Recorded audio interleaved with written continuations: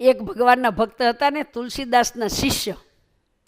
તે એણે એક દી સંત તુલસીદાસજીને પૂછ્યું કે મહાત્માજી, હું ક્યારેક ક્યારેક ભગવાનનું ભજન કે મંત્ર જાપ કરવા બેસું ને તો મારું મન એમાં લાગે નહીં, પણ હું ટાણે ટાણે ભજનમાં બેસી જાઉં એનું કાંઈ મને ફળ મળે કે ન મળે. ક્યારેક મને ભગવાનનું સ્મરણ કરવામાં બહુ જ આનંદ આવે અને ક્યારેક ક્યારેક હાલું મન એમાં લાગે જ નહીં, તો એમાં બેસું તો મન બરાબર ન હોય અને હું ભજન કરવા જપ કરવા બેસું તો એનું મને કંઈ ફળ મળે કે નહીં.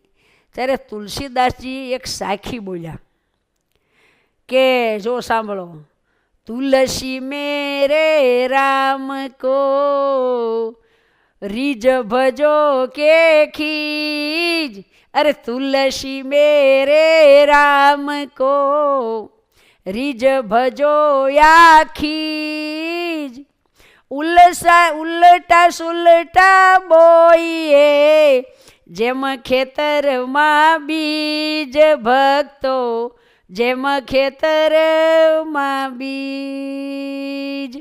તુલસીદાસે એમ કીધું કે ભાઈ આપણે ખેતરમાં બીજ વાવવા જઈએ ત્યાં આમ મુઠ્ઠીએ મુઠ્ઠીએ ઓરે તે કાંઈ બધાય બીજ થોડા હવળા જ પડે છે, કોઈ ઊંધા કોઈ આડા કોઈ અવળા, પણ કોટા ક્યાં આવે?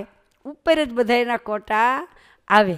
એ અવળા હવળા બીજ ગમે તેમ વાવો પણ એનો કોટો ઉપર આવે. એ મારા પરમાત્મા કરે છે, બધાને ઉગાડી જ દે ભગવાન. આમ કરીને આમ માંડવીનો દાણો પીડ્યો હોય ઊંધો અને પણ પછી એ ઉગે અને કોટો ફૂટે ક્યાં આવે? ઉપર જ આવે ને. આ બધી ભગવાનની કળા છે. માટે તમારે ભગવાનનું ભજન તો અખંડ કરે જ રાખવું જોઈએ, મન ભગવાનમાં રાખવું જોઈએ, બરાબર. પણ આળસ કરી કે આજ મારે ભજન સ્મરણ નથી કરવું, આજ મારું મૂડ બરાબર નથી, એમ નહીં. ભજન કરવા માંડો એટલે મૂડ આવી જાય અને વૃત્તિ ભગવાનમાં રહેવા માંડે. માટે ભજન શ્રવણ તો અવશ્ય કરવું જ, એનું ફળ તો આપણને મળે જ છે. મૂર્તિ સંભાળીને બોલવું, નામીએ સહિત નામ લેવું,